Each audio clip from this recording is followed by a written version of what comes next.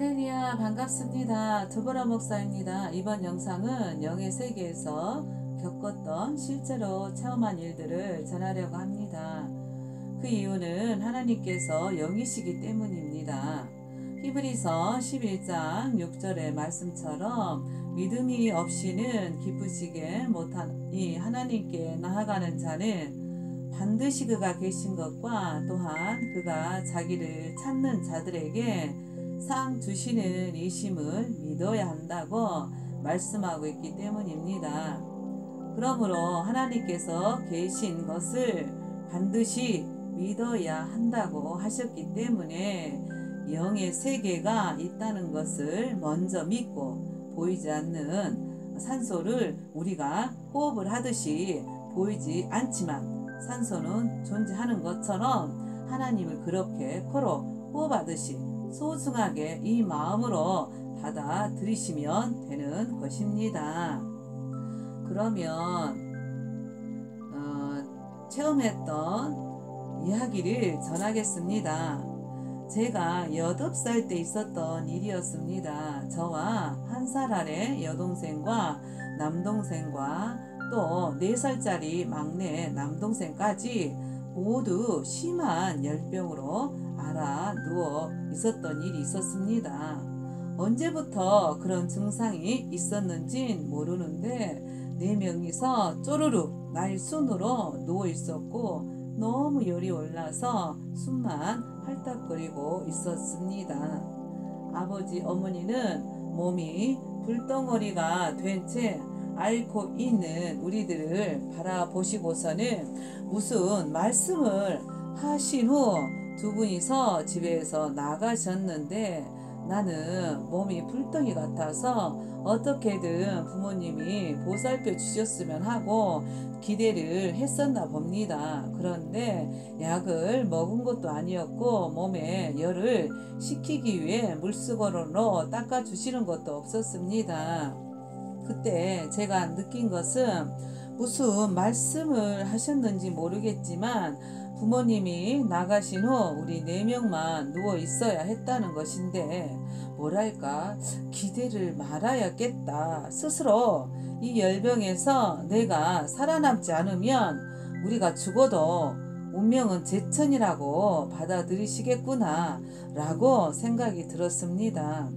그 어린 나이에 제가 왜 그런 생각이 들었는진 저도 모릅니다.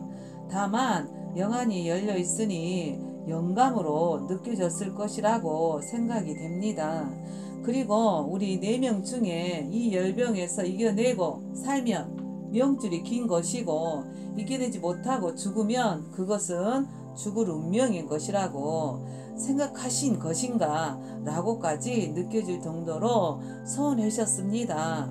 제가 8살로 제일 나이가 많았고 막내 동생들은 4살짜리가 제일 어려서 더 힘이 들 텐데 그렇게 아무런 간호도 받지 못한 채 앓고 있었습니다.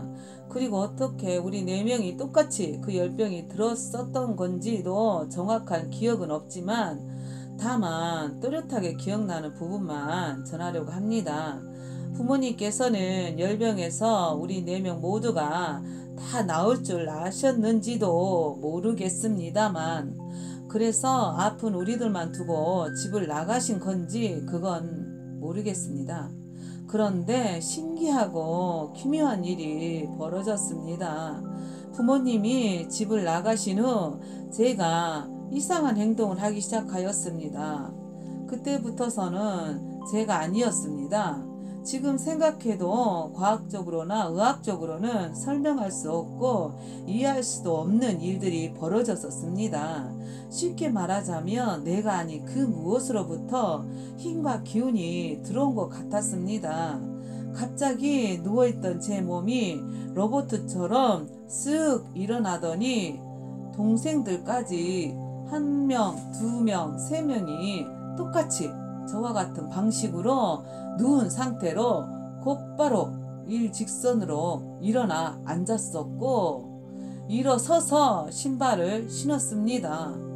동시에 동생들도 저와 똑같이 마치 감정이 없는 로봇처럼 움직였습니다.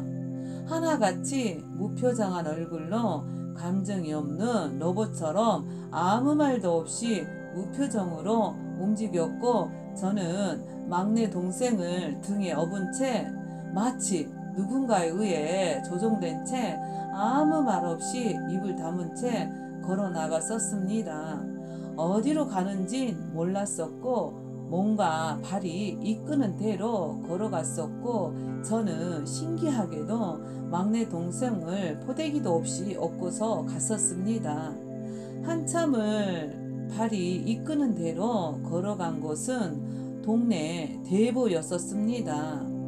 옛날에 그 대보 한쪽에 조그만 상여집이 있었는데 거기다가 상여를 넣어두는 창고가 있었습니다. 거의 대보 밑에까지 우리 3명이 걸어간 것입니다.